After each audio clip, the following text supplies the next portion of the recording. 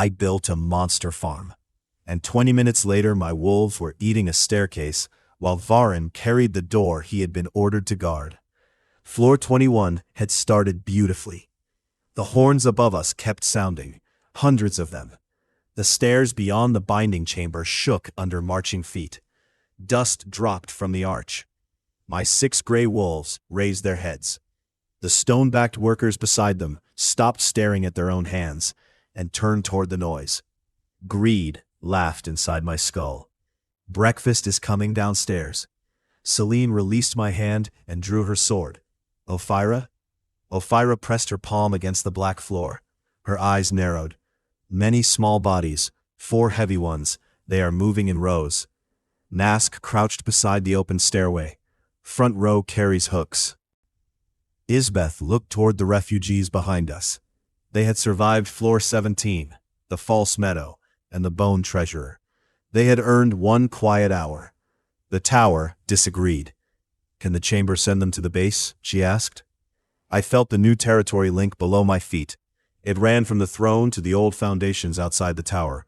1 permanent anchor. 1 destination. The power could move people through the cleared floors, but not for free. Every person cost a little monster farm energy. Large groups moved slowly. The rules arrived in my head as soon as I reached for them. Territory link. Tower base. Capacity. 20 living targets per cycle. Cycle. 10 minutes. Bound monsters. No cost. Unbound hostiles. Rejected. 20 at a time, I said. 10 minutes between groups.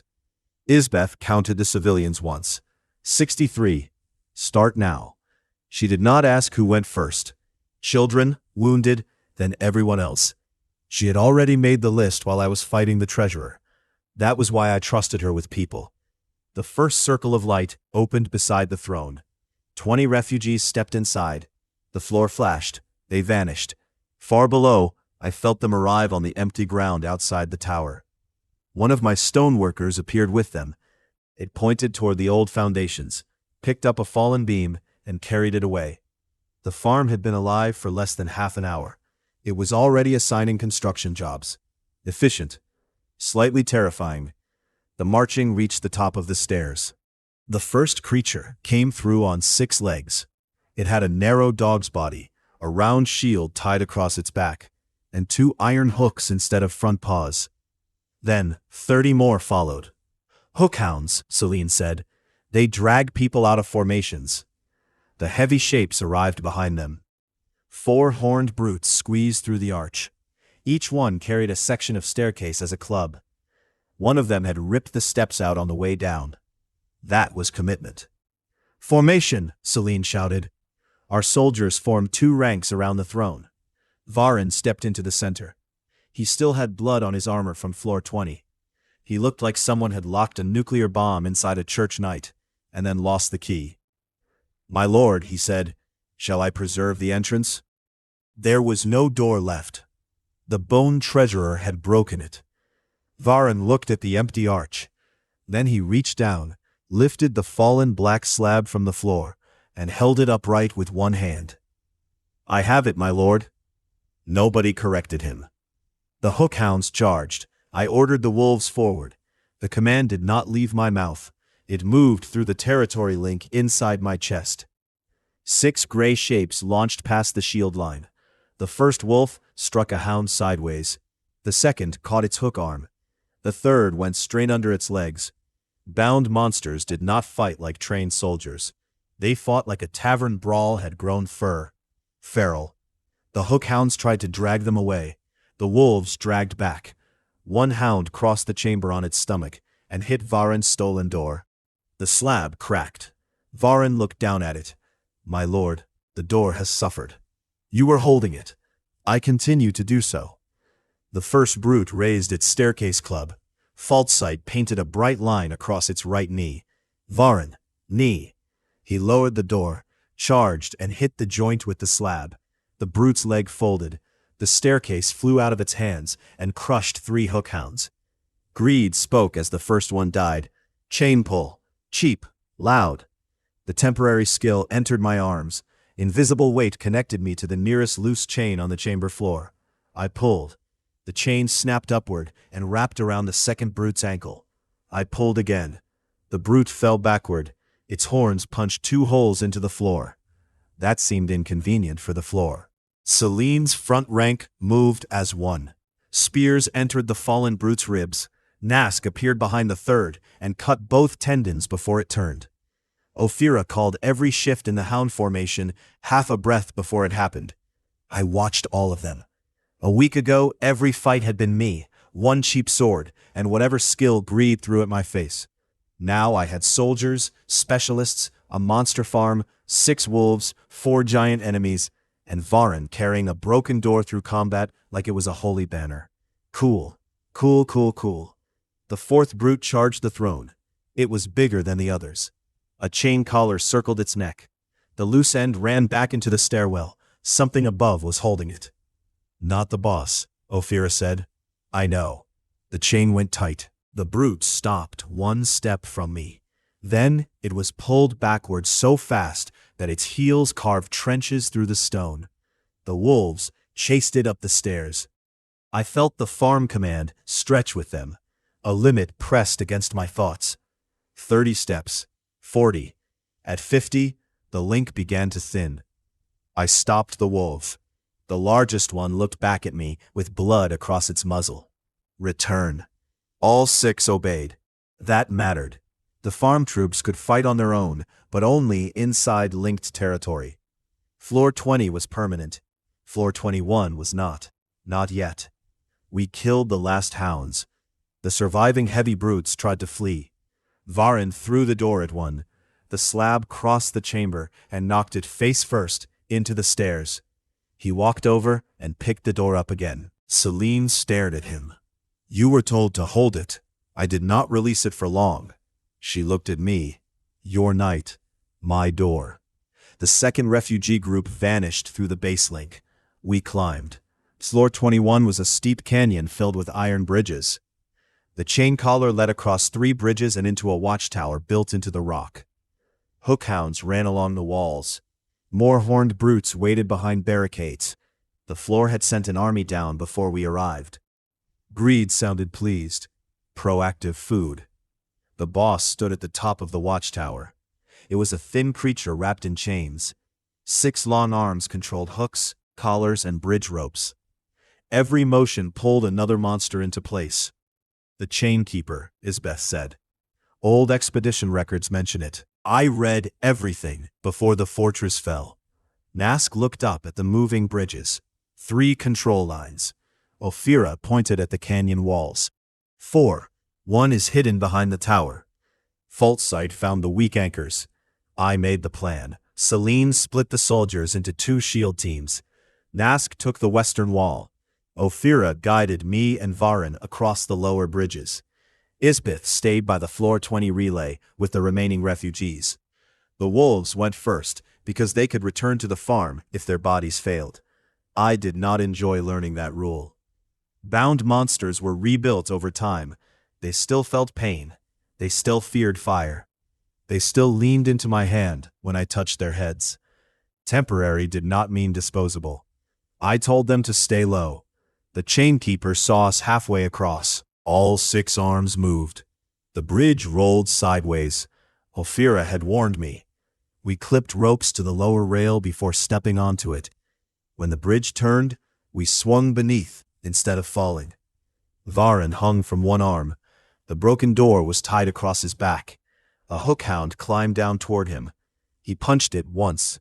The hound flew into the canyon wall, bounced, and disappeared into the mist.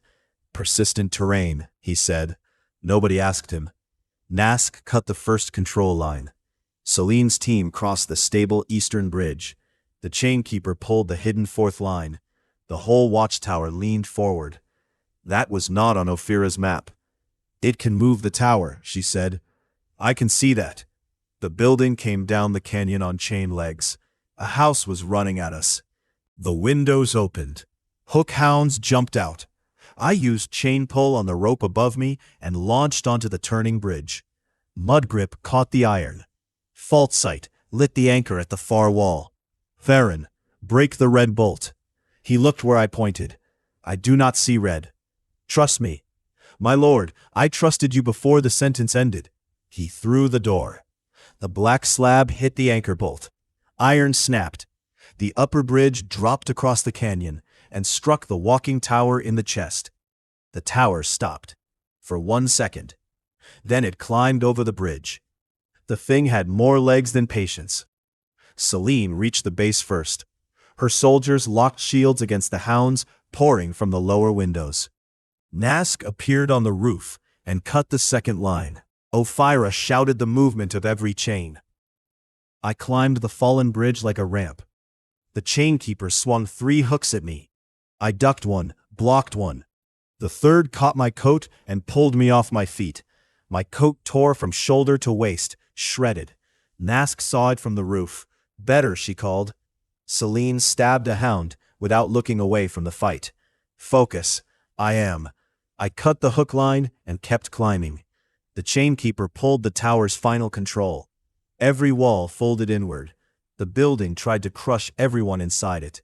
Ophira saw the pattern first. Central spine. Fault site showed one bright column running through all 6 floors of the tower. I reached the roof. The keeper turned all 6 arms toward me. Greed whispered. Hook crown. 12 seconds. Do not embarrass me. 6 invisible pulls connected my body to 6 chains around the roof. I moved my hands. The chains moved with them. 1 caught an arm. 2 caught the legs. 3 wrapped the central spine. The keeper pulled back. So did I. Twin pulse activated. 1 rhythm held my breath. The second drove every muscle in my back and shoulders. The keeper had 6 arms. I had 6 chains, and Vahren. That was not a fair trade. Now, Vahren hit the spine from below. The impact was nuclear. Every window burst at once. Broken glass rained into the canyon. The chainkeeper froze. I pulled all 6 chains in opposite directions. Its body came apart at the joints. Greed swallowed the skill with a satisfied hum. Better. The tower stopped folding. Then it fell sideways. Everyone jumped clear, except Vahren. He stood under the lower wall and held it up with both hands. Selene stared at him. Move. My lord may still require the door. The door was trapped on his back beneath the building. I rubbed my face. Leave the door. Vahren went still. The order had wounded him more deeply than the boss. My lord, it has served. He lowered the wall and stepped out as the tower collapsed behind him. The broken slab vanished under several tons of stone. Vahren bowed his head. A faithful door. We observed 1 respectful second. Then the floor cleared. Monster points acquired. 1,180. Floor 21 cleared. Forward relay available. The new rules settled into me. A cleared floor could hold 1 relay stone. It linked back to floor 20, and from there to the base. The relay cost 50 monster points to create. It moved 10 people per cycle. Only 1 forward relay could exist at rank 1. If I moved it upward later, the old one would close. No instant army across every floor. No free kingdom. The tower still wanted stairs. I spent the pulse. A waist-high stone rose beside the dead watchtower. Red light opened around it. The final refugees vanished through in groups. When Isbeth stepped into the relay last, she looked at the collapsed floor behind us. Where will the soldiers sleep? She asked. Base. And us? Base when we can. Safe rooms on cleared floors when we cannot. No. Vahren looked at the throne chamber below. It has walls. Selene shook her head. We are not sleeping beside the bone treasurer. It is dead. That has not stopped this tower before. We returned to the base. The camp had changed in less than 1 day. The stoneworkers had cleared 3 old foundations. 1 barracks already had walls to shoulder height. The wolves slept beside the entry road. Refugees carried water from a spring that had opened when the territory link activated. Former soldiers worked beside merchants, servants, and adventurers rescued from broken floors. Isbeth organized them before she removed her armor. The 63 people from her fortress were not random civilians. 21 were household guards. 9 were builders. 7 kept records. The rest were servants, families, and injured climbers her house had sheltered before the floor collapsed. Now they had ground under their feet. Most people looked at me when I entered. Then they looked at the wolves. Then at Vahren, who was carrying a piece of the dead door he had somehow recovered. Nobody asked. A carpenter named Hollis met Selene beside the largest foundation. "We can finish the command house in 3 days," he said. 4 rooms downstairs, 2 upstairs. Selene looked at the plan. "Make the upstairs bedroom larger." Hollis glanced at me, then Ophira, then Nask. "How much larger?" Selene looked at the 3 women. Ophira became very interested in the map. Nask smiled. Isbeth opened her ledger. "I require an office." "Separate?" Hollis asked. "Very." Selene tapped the drawing. "Double the bedroom."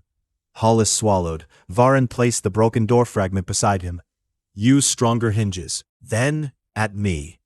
"I will use all the hinges." Smart man.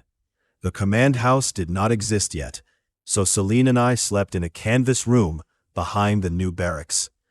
We had 1 bedroll, 2 blankets, and a wooden crate that served as a table.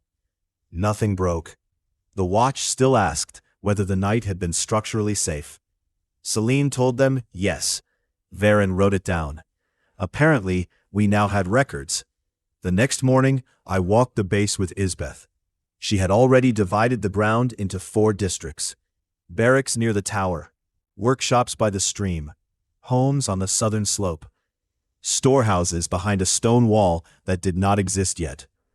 "You have planned a town," I said. "I have planned 6 weeks of not starving. Less romantic, more useful." She stopped beside the old foundation at the center. Workers were raising the command house there. "This cannot remain a camp," she said. "People need rules before they need banners." "You have rules?" "I have 47. "Of course you do." "Rule 1 is no private ownership of the relay." "Good." "Rule 2 is no fighting inside the sleeping quarter." Nask walked past with a knife in each hand. Isbeth watched her. "I may rewrite Rule 2. You should add a knife exception." "I was thinking of a Nask exception." Nask smiled without turning around. "I heard that." "Good," Isbeth said. The base had given Isbeth something the fortress could not, a future not tied to old walls. She still wore the royal seal at her belt. She no longer held it like the last piece of her life. That mattered more than flirting. I returned to floor 20 with Selene, Ophira, Nask, Vahren, 20 soldiers, and 6 wolves. Isbeth stayed at the base to keep the town alive. The relay moved from floor 21 to floor 22 after we cleared a nest of iron cicadas. The cicadas were the size of shields. They screamed when they flew. Vahren screamed back. The insects stopped for 1 full second. Then they attacked him personally. "Diplomacy failed," Selene said. "It was worth attempting," Vahren replied. "Greed gave me wingburst from the queen. I used it to jump between stone columns and cut the sacks hanging under her body. The queen dropped on a pile of her own eggs. The nest got nuked. Wet, loud, catastrophic.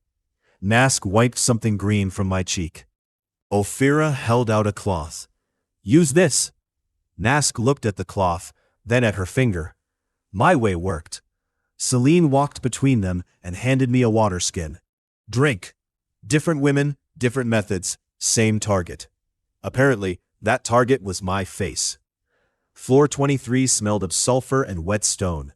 Steam covered the entrance. Warm water ran through channels cut into black rock. The floor was a wide cave with white mineral pools and a broken bathhouse at its center. The bathhouse had once belonged to an expedition. Old benches, stone lockers, rusted hooks, and faded blue tiles still remained. The previous climbers had built around a natural healing spring. Then the floor boss had eaten them. We found the first skeleton inside a changing room. It wore one sandal. The other sandal floated past us, in the water. Bad sign, Nask said. I had guessed. Ophira knelt beside the main channel. The water is being pulled under the building. Fault sight showed cracks across the pool floor. Something huge moved below them. The boss erupted through the tiles. It was a black toad with a mouth wide enough to swallow a horse. Brass pipes grew from its back. Boiling steam fired from them with every breath. The first blast hit a stone bench. The bench crossed the room and broke through a locker. That toad had strong opinions about furniture. "Spread," Selene shouted. We moved behind the pool columns. The toad inhaled. Ophira pointed left. Third pipe fires first. Nask vanished into the steam. Vahren charged straight through it. The boiling cloud covered him. He came out red-hot and still running. His armor hissed when he hit the pool. Nuclear bath. The toad snapped at him. Vahren caught the upper jaw with both hands. "My lord," he said, "the creature lacks manners. It ate a bathhouse. Unforgivable." The toad tried to close its mouth. Vahren held it open. I ran across its tongue. Greed made a disgusted sound. Steam lung. Awful texture. The temporary skill entered my chest. Heat stopped burning my throat. I inhaled steam and kept moving. Fault sight found the weak pipe joint under the creature's left shoulder. I drove my sword into it. The pipe burst. Steam fired sideways and launched me off the toad. I landed in the healing pool beside Selene. She caught the back of my coat before I sank. "You planned that?" "I planned the first half." The toad jumped. Its shadow covered the pool. Selene and I rolled in opposite directions. The toad landed between us. Water hit the ceiling. Two soldiers disappeared under the wave and surfaced inside a locker. Nask climbed onto the boss from behind. She cut the second pipe. Ophira called the pressure rhythm. Every third breath weakened the skin beneath its throat. Third breath. Vahren hit the throat with his hammer. The toad's eyes crossed. It coughed. A brass pipe shot out of its back, flew across the bathhouse, and buried itself in the wall beside Nask. She looked at it. Rude. I used twin pulse and ran through the water. Mud grip held against the slick tiles. Steam lung kept me breathing. The boss inhaled again. I shoved my sword through the weak skin under its jaw. Selene drove her blade in beside mine. The toad released one final blast. All the remaining lockers opened at once. A dozen old sandals flew across the room. One hit Vahren's helmet. He caught it. "Evidence," he said. The toad collapsed. Monster points acquired. 1,460. Loot available. Thermal vein. Warmth spread under my skin. The skill let me move heat through my limbs for several minutes. Temporary. Useful. Greed tasted it. Acceptable. Smells like feet. The floor cleared. The water stopped boiling. Pale blue light filled the main pool. Healing spring. Stabilized. The expedition bathhouse remained. That solved our recovery problem. It also created a new problem. Everyone wanted a bath at the same time. We placed the forward relay in the entry cave and sent the wounded to the base. Then Selene divided the spring into two sections using the old stone screen. The bathhouse had no roof over the pools. Steam hid most of the cave. Warm light moved under the water. The men took the lower pool. The women took the upper. Vahren entered the water wearing his armor. He sank straight to the bottom. Only the red plume of his helmet remained above the surface. I stared at it. Bubbles rose. "Are you alive?" I asked. A metal hand came out of the water and gave me a thumb up. I removed the worst of my armor and sat against the warm stone.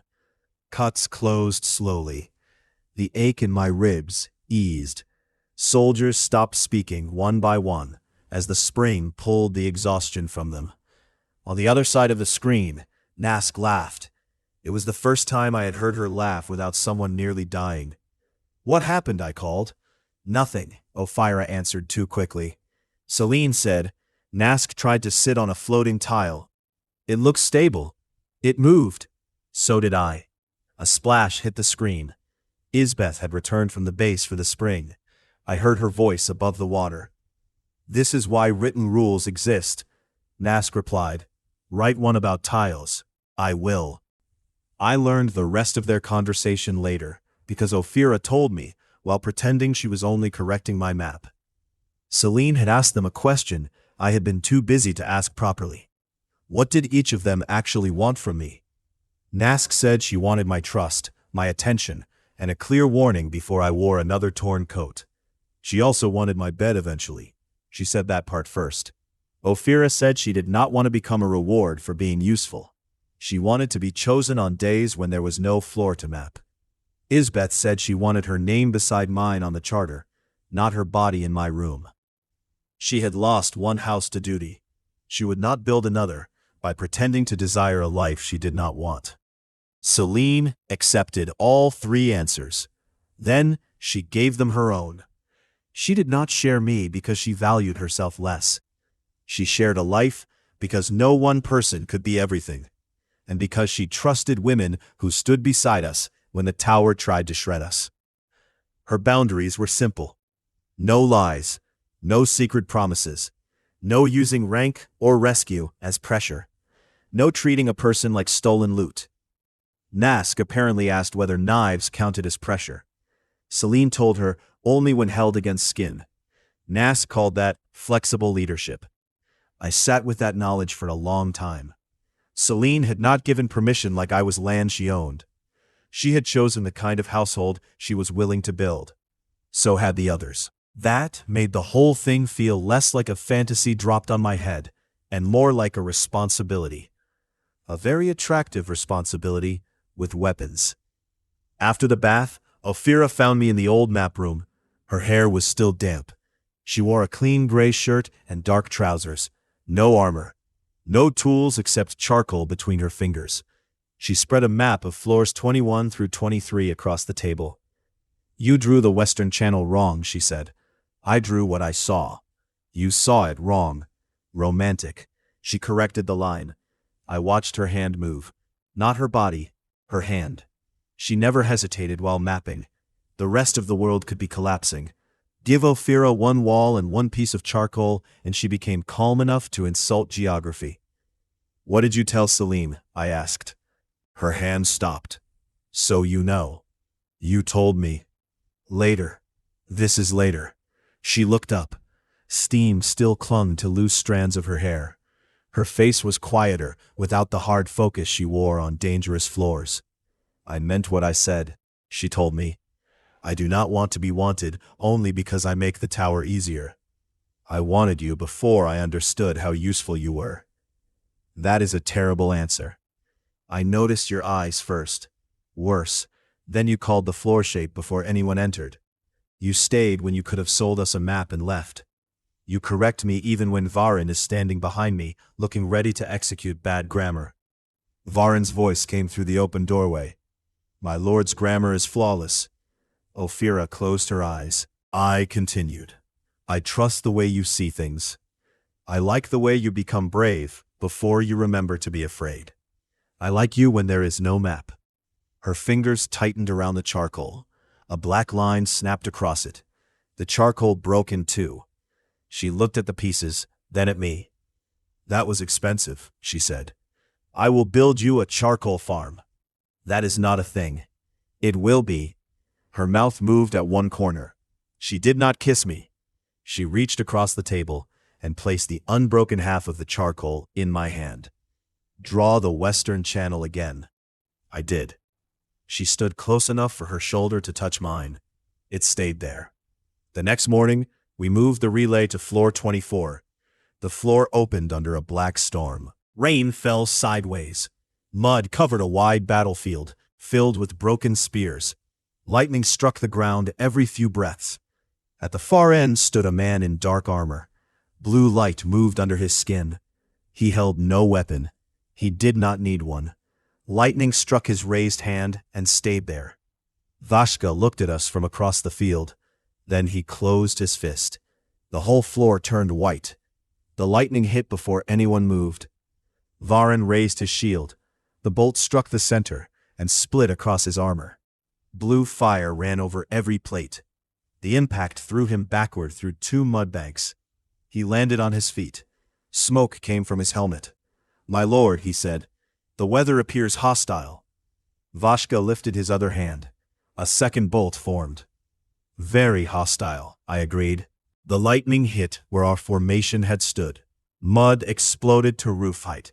One of my wolves rolled across the field and came up limping. I sent all 6 back through the relay. Bound did not mean stupid. The stoneworkers remained behind the entrance, building cover from broken shields and old spearheads. They were slow. The storm did not care. Ophira watched the clouds. 7 seconds between direct strikes, she said. The ground arcs are faster. Nask vanished into the rain. Selene divided the soldiers into groups of 3. No metal clusters, 10 steps apart. Isbeth had remained at the base. Good. Floor 24 had enough lightning without adding paperwork. Vashka walked toward us. He did not rush. He did not shout. He arrived like bad weather, wearing armor. A line of storm creatures rose from the mud around him. Thin bodies, long arms, faces made of blue light. Green sounded hungry. Eat the small ones first. Strategy? Appetizer. The first storm creature lunged at Selene. She cut through its arm. The blade passed through light and struck something solid inside. A black stone dropped into the mud. "Core," she shouted. Fault sight found the dark points inside every body. Chest, 2 inches left. Our soldiers adjusted. The storm creatures moved fast, but they moved in straight lines. Ophira called the angle. Selene set the timing. Spears met cores. The first 3 shattered. Greed spoke after each. Static vein, thin. Flash joint, better. Ground skin, keep that one alive. The third skill entered me. My feet suddenly understood the storm. Electricity wanted the shortest path into the earth. Ground skin let me become part of that path without burning for several seconds. I stepped into a crawling arc. Blue light ran over my legs and vanished into the mud. Pain followed. A lot of pain. "Alive," Greed said. "Your standards are low. They include you." Vashka reached Vahren. The knight swung first. His sword hit Vashka's forearm. The blade stopped. Vashka punched him in the chest. Vahren crossed half the battlefield, hit a broken wagon, and turned it into firewood. "Nuclear." Selene looked at me. "That is new." Vahren stood from the woodpile. "My lord," he called, "the man is strong." I saw. Exceptionally strong. Vashka appeared in front of him in a flash of blue. Thunderstep. The second punch drove Vahren knee-deep into the mud. "Extremely," Vahren finished. The worst part was not Vashka's power. It was his control. He never wasted a movement. Every bolt separated a team. Every step blocked a retreat. Every punch landed where armor was weakest. He fought like the storm had spent years studying people. I tried fault sight. Red lines covered him and vanished too quickly. The lightning rebuilt strain as fast as his body created it. No stable weakness. Ophira shouted from behind a stone ridge. "His strikes follow the clouds. He cannot call lightning from empty sky." I looked up. The storm moved in 4 dark bands. Each band fed one section of the field. "Can we move him out of a band?" "The wind moves them back." Nask's voice came from nowhere. "Wind pillars." I saw them then. 4 black pillars stood at the edges of the battlefield. Chains ran from their tops into the clouds. The floor was not natural. It was a machine. Of course it was. The tower had built weather and hired a man to punch us inside it. I changed the plan. "Ophira, mark the pillar sequence." She studied the lightning. North, east, south, west. "Nask, cut the west chain. Already climbing." "Selene, keep the small ones off her." She raised her sword. "You heard him." "Vahren." The knight pulled himself out of the mud. "Yes, my lord." "Keep Vashka busy." He looked at the storm warlord, then at his bent chestplate. "It will be an honor."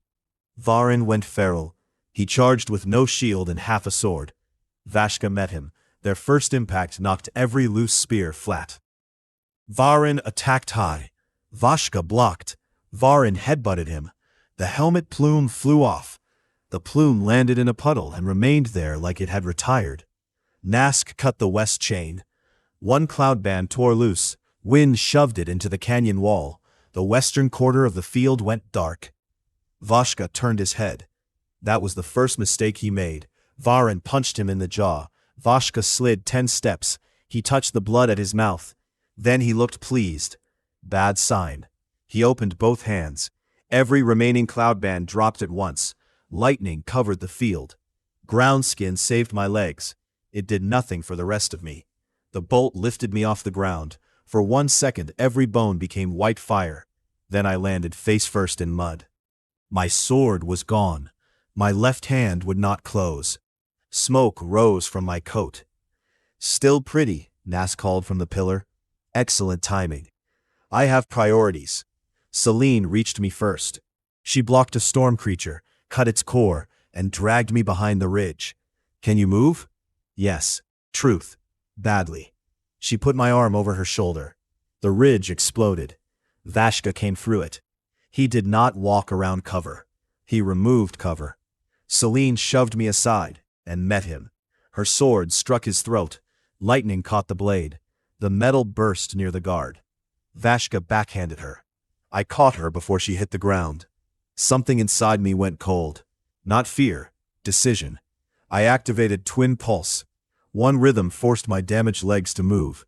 The second held ground skin open beyond its safe limit. That will cook you. Then eat quickly. I ran straight at Vashka. He called lightning. I raised both arms. The bolt entered my chest. Ground skin dragged it downward, but I did not send it into the earth.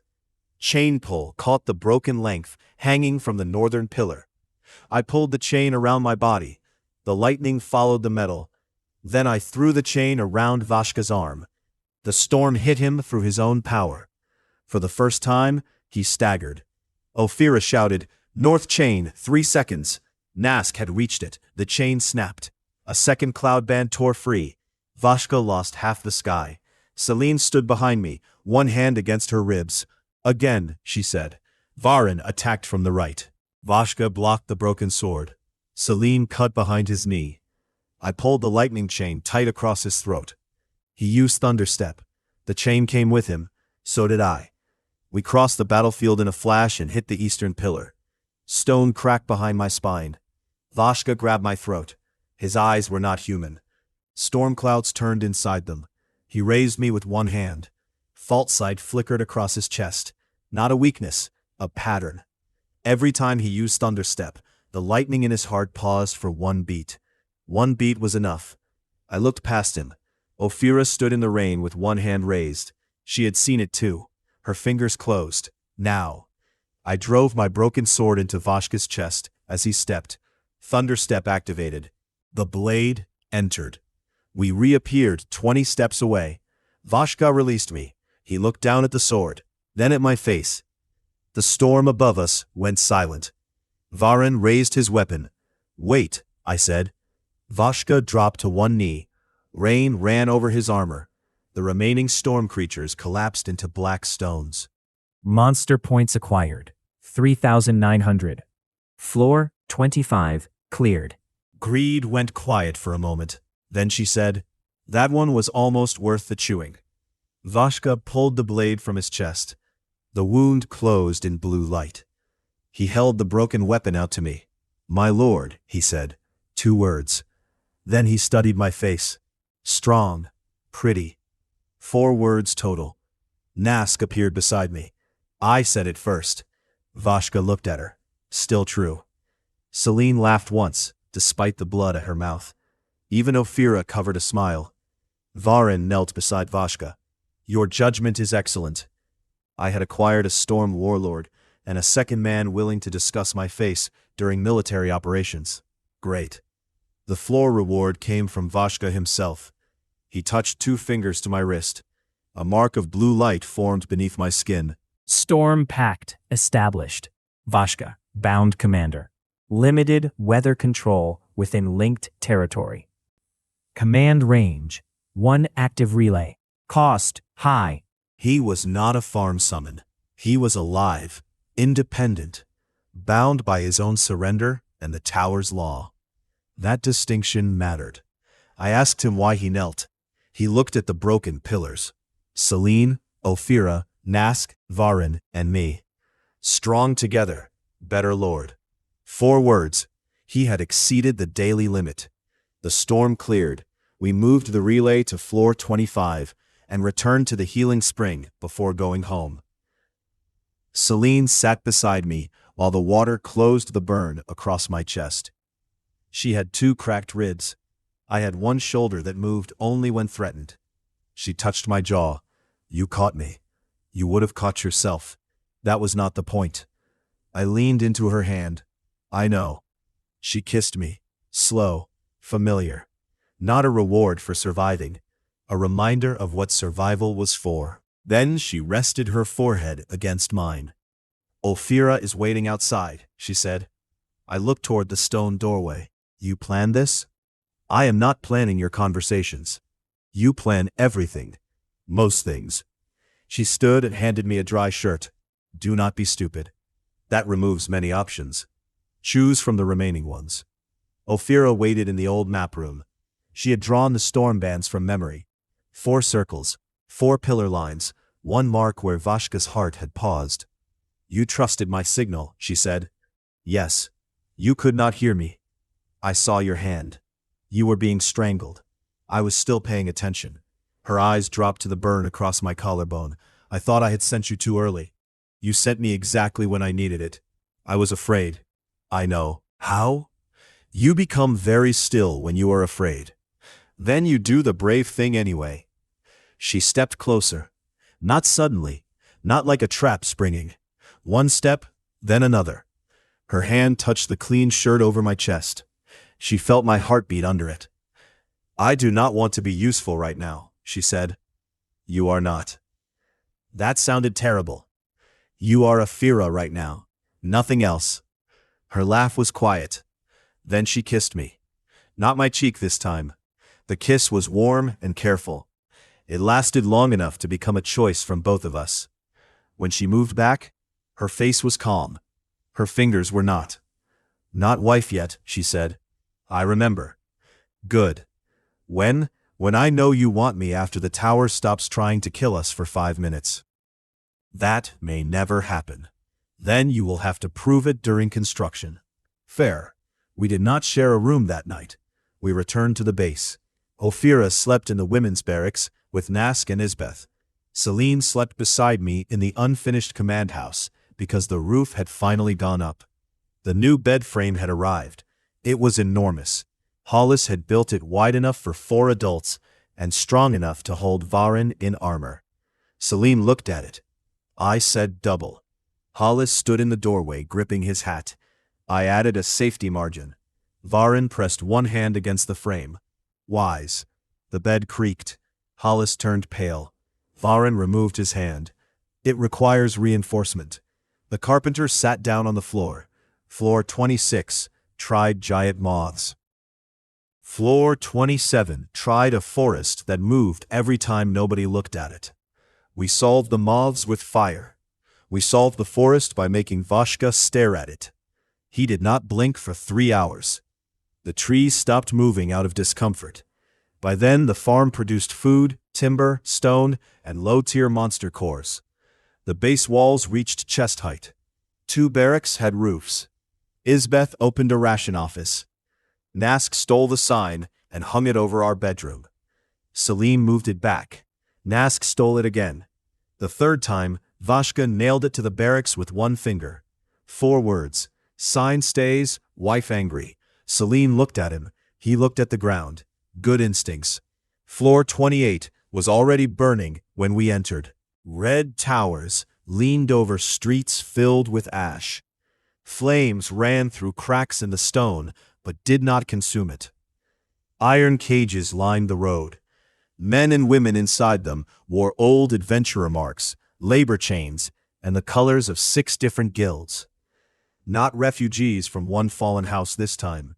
Prisoners. A silver emblem had been stamped onto every cage, a hand wrapped in chain. Isbeth had seen it before. The Gilded Chain, she said. A vessel company. They purchase expedition debts, then turn the debtors into labor. Purchase? Selene asked. Kidnap with paperwork. Nask touched the lock on the nearest cage. Bad paperwork. She opened it in 2 seconds. There were 38 prisoners, 17 former adventurers, 12 workers brought into the tower to mine cores, 9 servants taken from abandoned noble floors. The Gilded Chain had moved them upward using branded transport stones.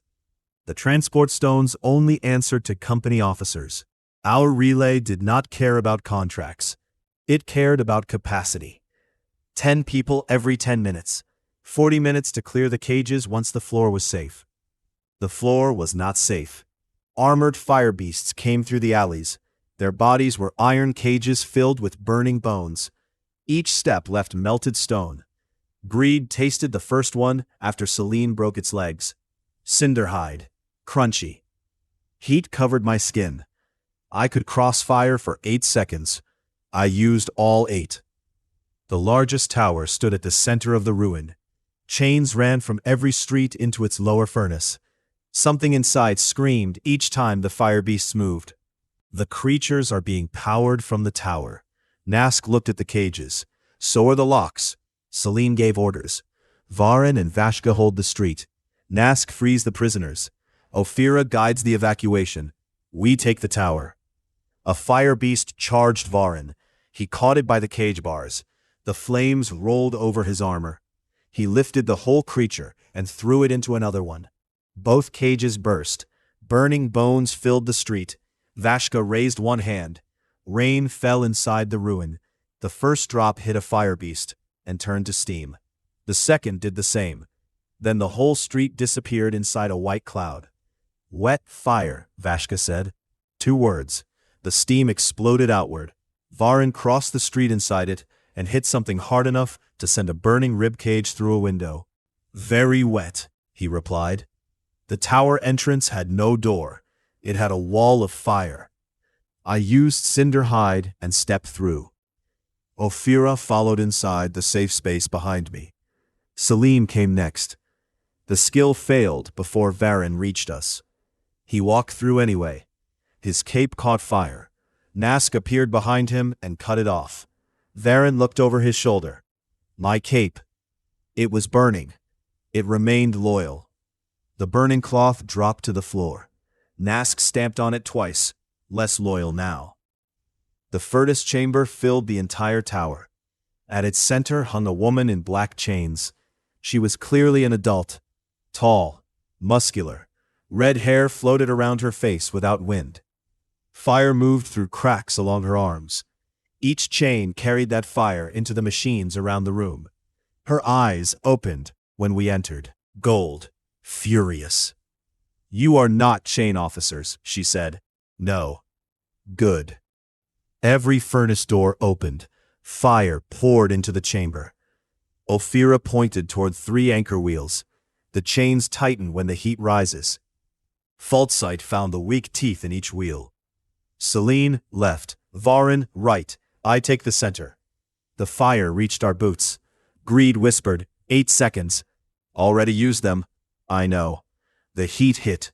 My coat blackened. Skin burned along my hands. I reached the center wheel and drove my sword into the weak tooth. The blade bent.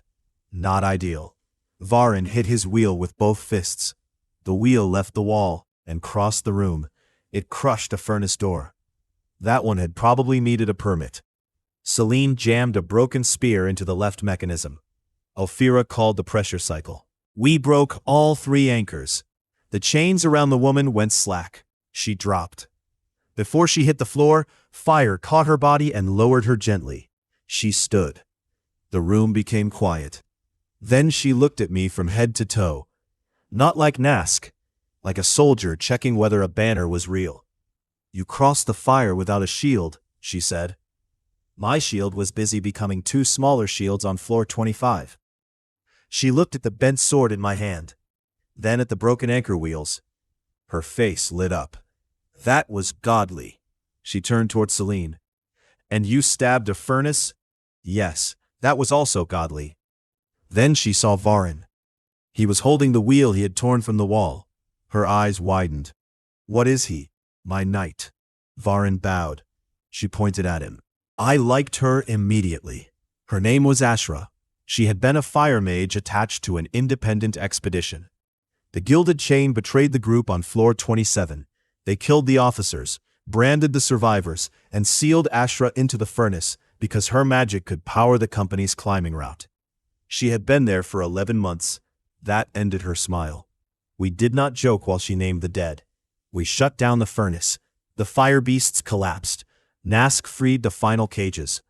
Then we moved the prisoners through the relay, 10 at a time, while Selene's soldiers guarded the streets. Ashra refused to leave until the last prisoner went first. That was the first thing I respected about her. When her turn came, she stopped beside me at the relay. I owe you my life. You owe the Gilded Chain a fire. Her grin returned, a massive one. She stepped through. At the base, Ashra found the unfinished forge before she found a bed. The forge master explained that the chimney was not complete. Ashra nodded. Then she lit the furnace. The chimney pipe flew off the roof and landed in the stream. The next morning, Vahren entered the briefing with a blackened bucket. My lord, the night watch reports a fire alarm. Ashra raised her hand proudly. Controlled test. 3 water buckets melted, Vahren said. Bad buckets. Selene looked at her. Ashra sat straighter. I will make better buckets. There was no shared night joke, no hidden door, no confused carpenter. Ashra simply became the loudest person at the base and my most dedicated supporter. She painted my new symbol on the forge wall, a crown over an open hand. It was 6 feet tall. She added flames, then more flames. By sunset, the crown was mostly fire, with a small hand trapped underneath. Godly, she said. Legible? I asked. No, fair. Isbeth made Ashra the keeper of the farm furnace. The title gave her control of heating, metalwork, and the base fire wards. Ashra accepted it with both hands and saluted me so hard she hit herself in the forehead. She laughed first. Found family arrived in strange shapes. Sometimes it carried a ledger. Sometimes it set the roof on fire. 2 nights later, Isbeth brought me the first charter. We sat at a long table in the command house. The lower rooms were complete now. Selene joined us. Ophira corrected the territory map. Nask sat on the window ledge. Ashra fell asleep near the warm hearth, with a hammer across her knees. The charter named the settlement Ashhold. I did not choose the name. Ashra had shouted it from the forge until everyone surrendered. The document protected the relay as common infrastructure. It gave former prisoners full status as citizens. It banned debt bondage.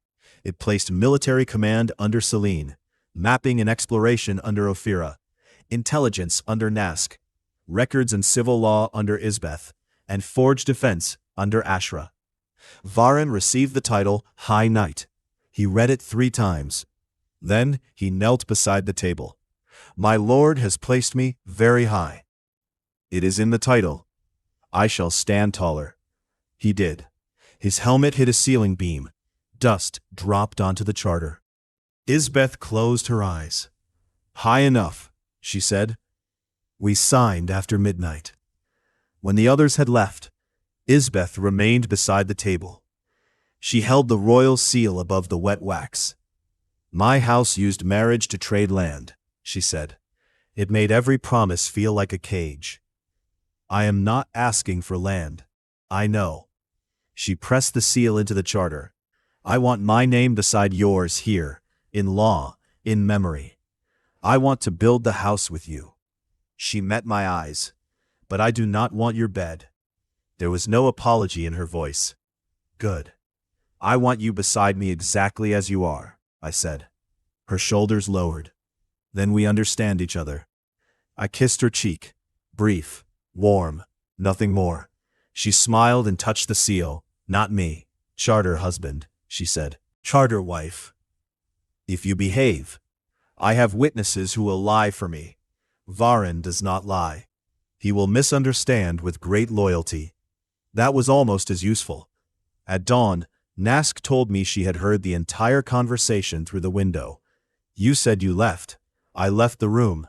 You sat on the roof. Different place. She counted Isbeth's cheek kiss as 1 point. I asked what the points meant. She refused to explain. 3 days later, the Gilded Chain came for its property. Floors 29 through 31 taught us 3 useful lessons. Stonefish can swim through walls. Poison rain still counts as rain to Vashka. And Nask should never be allowed to name captured monsters. She called the largest farm boar Lord Breakfast. The animal weighed 800 pounds and ate a wooden cart. By floor 32, Ashhold had 206 residents. Most were former adventurers, laborers, soldiers, and families rescued from the tower. The walls reached 12 feet. Ashra's forge produced real weapons. The relay ran day and night. That was exactly why the Gilded Chain attacked it. We entered floor 32 through a narrow stone gate. The relay behind us went dark, not closed, blocked. A silver chain appeared across the red stone. Greed hissed. Someone put a lock on my plate. Nask touched the mark. Company seal. Ophira looked at the empty city ahead. They knew where we would place the relay. They owned floor 28, Selene said. They mapped the route before us. A man stepped onto the roof above the gate. Gold armor, white coat, silver chain wrapped around one hand. 30 vessels appeared in the windows behind him. Not monsters, people. That changed the rhythm of the room. Monsters charged because they were hungry, territorial, or built to kill. People waited for you to make the wrong choice. The man smiled. I am Director Kale Mar, he said. You have stolen 38 contracted workers, 1 furnace asset, 4 transport stones, and a profitable floor. Ashra has a name, I said. She has a valuation. Selene's sword came out. Kale looked at her. Then Ophira. Then Nask. Your household is decorative. Nask threw a knife. It cut the feather from his hat. The feather spun down into the street. Less decorative now, she said. Kale's smile vanished. Good knife. He raised his chained hand. A silver mark appeared above my wolves. Claim override. The largest wolf turned toward me. For one ugly second, the farm link twisted. Then greed bit the foreign skill. I felt teeth inside my chest. The silver mark shattered. Greed burped. Stale. Kale stepped back. That should be impossible. I hear that often. His people attacked. Human skills filled the street. Glass arrows came from the windows. A woman split into 4 copies. 2 men raised stone walls behind us. Another vessel turned every loose chain into a striking snake. Selene took command. Shields high, wolves low, Vashka, roof. Vashka vanished in blue light. He landed among the archers. 1 man fired at him from 3 steps away. Vashka caught the arrow. Small stick, he said. He threw the archer through a window. 3 words. Vahren charged the stone wall blocking our retreat. The enemy builder laughed. Vahren hit the wall once. A body-shaped section fell backward and crushed the man who had built it. The rest of the wall remained standing. Polite destruction. Kale used claim again. This time he targeted my stoneworkers. 2 froze. 1 lifted a hammer towards Selene. I reached through the farm link and found the silver chain buried in the command. Greed whispered, pull. I did. The foreign skill tore free and entered me. Loot available. Claim brand. Temporary. I turned it back on Kale's nearest vessel. The man's own stone wall answered to me. I dropped it on the glass archers. Nobody died. They were pinned under rubble and very surprised. That was enough. Nask had disappeared when the fight began. She reappeared behind Kale. Her knife rested against the chain around his wrist. Base attack, she said to me. 2nd team. Cold went through my stomach. The relay was blocked because the Gilded Chain was using its old branded stones to enter Ashhold from floor 28. Isbeth and Ashra were at the base. So were 200 civilians. I could not reach them. Kale smiled again. Return the assets, and I may stop the fire. He chose the wrong word. I learned what happened at the base later from Isbeth, with corrections shouted through the wall by Ashra. 12 chain officers appeared beside the forge. They expected frightened prisoners and unfinished defenses. Isbeth rang the alarm, moved every child into the stone storehouse, and locked the relay yard from the inside. Ashra opened all 4 forge vents. The first officer cast ice wall. Ashra melted it before it finished rising. The second charged her. She hit him with a furnace shovel. His helmet spun across the yard and landed in a soup pot. The cook kept stirring. Ashra later described that part as God-tier teamwork. Isbeth offered the remaining officers one chance to surrender under the new charter. They laughed. Then Lord Breakfast came through the stable wall. The boar was still chewing the cart. The officers surrendered shortly afterward. Back on floor 32, I did not know any of that. I only knew Kale had threatened my home. I went feral. Claimbrand took the silver chains in the street. Chain pull moved them. Twin pulse kept my body ahead of the pain. I wrapped Kale's right arm, left ankle, and waist. Then I pulled him off the roof. He hit the street hard enough to lose both boots. The boots remained on the roof. Nask looked up at them. Bad landing. Kale activated a golden shield. Fault sight showed the power feeding through his chain glove. Vahren, hand. The knight reached him first. He brought his sword down flat across the glove. The golden shield burst. Kale's chain wrapped around his own chest and locked. Selene placed her blade at his throat. He looked at his pinned officers. Vashka on the roof. Nask behind him. Wolves around the street. Then at me. You are building a kingdom from thieves and slaves. Former slaves. You cannot hold it. Then stop helping me practice. He yielded. We did not execute the captured vessels. Isbeth would decide charges under the charter. Their branded stones reopened the relay after Nask cut Kale's glove from his wrist. I returned to Ashhold, expecting fire. I found 12 prisoners sitting in a row beside the forge. Ashra stood behind them holding the bent shovel. She saw me and raised both arms. Loot King. The prisoners flinched. She pointed at Isbeth. Charter Queen. Isbeth did not look up from the arrest list. No. Ashra pointed at Lord Breakfast. War Pig. The boar ate another wheel. The rival fight changed our climb. Until then, Ashhold had been a camp protected by distance and luck. Now, people knew the farm existed. People knew the relay existed. People would come for both. We reinforced the walls. Ashra built fire channels beneath the gates. Isbeth created citizenship marks that could not be traded. Selene doubled the watch. Nask turned Kale's maps into a list of rival routes. Ophira spent every evening with me over those maps. Some nights Selene joined us. Some nights she went to bed first and left the door open. Ophira still returned to her own room when the work ended. Nobody rushed her. That was the point. Floor 36 was an archive made of glass. Every wall showed a different climber dying on a different floor. Old expeditions. Forgotten vessels. Men and women wearing skills I had never seen. The images moved when we passed. Greed stopped speaking. At the center stood a hollow knight made from mirrors. Every strike against it returned the same force. Vahren hit it once. His own blow came back through the shield and launched him into a bookshelf. Glass records fell on his head. He stood under a mountain of history. "My lord," he said, "the archive disagrees. Use smaller words." Vashka walked forward. "Mirror bad. Perfect. We beat the knight without striking it." Ophira found that every mirror panel turned toward movement. Nask tied ropes to 6 shelves. Selene moved the formation in a circle. I used the farm wolves to pull the ropes at once.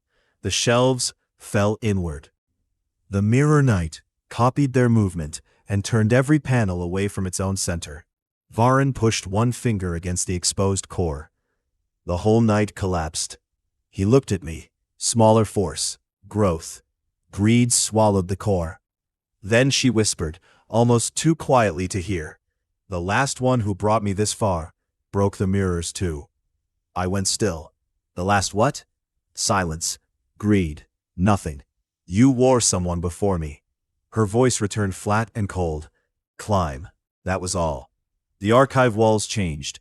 For one breath, I saw a man standing where I stood. His face was hidden behind black armor.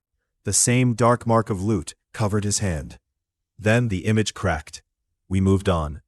Ophira found me alone at the relay that evening. You are thinking too loudly, she said. She is right often. Do not tell her. I map facts. I told Ophira what Greed had said. She listened, without trying to solve it.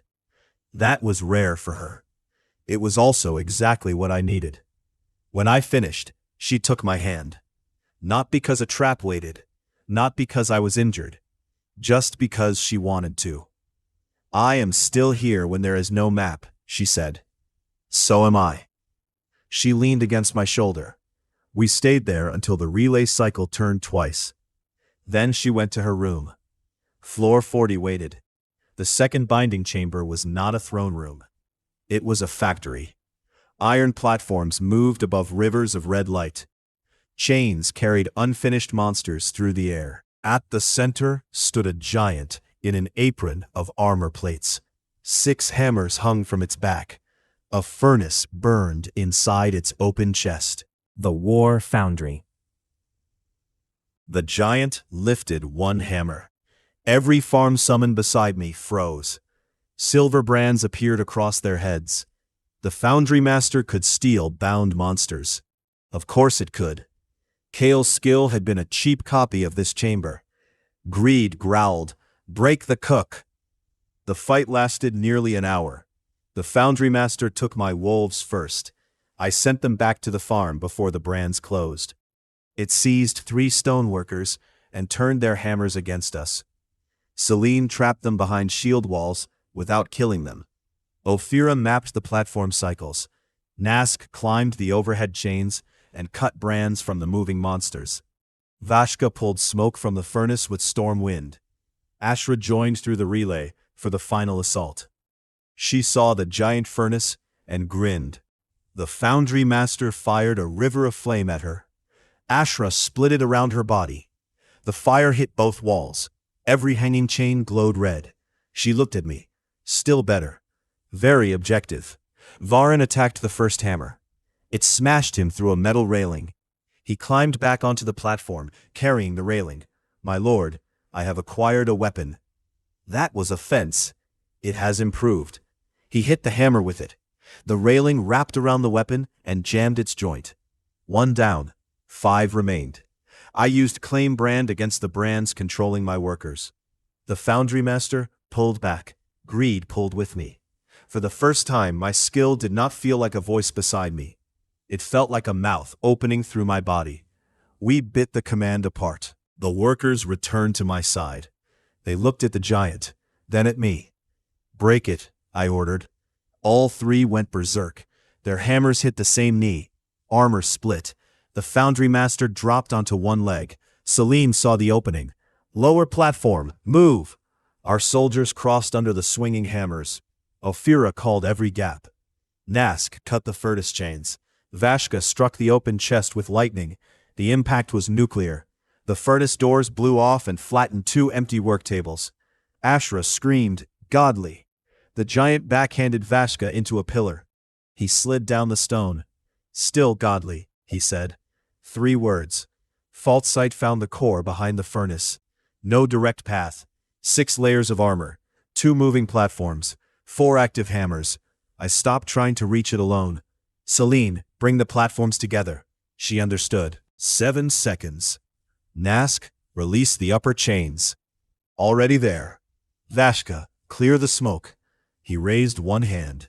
Vahren, the knight held the bent railing across his shoulders. Yes, my lord. Be excessive. He bowed. Gladly. Ophira counted. 3, 2, 1. Selene's teams pulled both platform levers. The iron rods slammed together beneath the boss. Nask dropped the upper chains around its arms. Vashka drove wind into the open furnace. Ashra fed fire from the opposite side. Pressure built inside the giant. Vahren ran up the joined platform. He looked like someone had fired a knight out of a cannon. He hit the core with the railing. The railing vanished into the furnace. The back of the foundry master exploded. One hammer reached for him. I used chain pull and dragged Vahren clear. Then I jumped into the broken chest. Greed screamed inside my skull. Eat. I drove both hands into the red core. Cold and heat tore through me at once. The foundry master tried to close its armor. Selene wedged her sword between the plates. Ophira held the chain around my waist. Nask cut the last brand feeding the core. I pulled. The core came free. The giant stopped. All 6 hammers dropped. One landed beside Vahren and punched through the platform. He looked into the hole. Excessive, he said. Monster points acquired. 8,600. Floor 40 cleared. Second binding chamber available. The factory unfolded around us. The red rivers became lines of light. The moving platforms lowered into a wide circle. Options filled the air. Monster farm. Rank 2. Medium tier summoning. Territory regeneration aura. Permanent relay network. 3 nodes. Fortress construction. Advanced forge. Healing spring transfer. Commander capacity 3. I did not spend blindly. We examined every choice. 3 permanent relay nodes meant floor 20, the highest cleared floor, and 1 chosen safe floor could remain linked at the same time. We selected the healing spring on floor 23. Wounded climbers could now return there without moving the forward relay.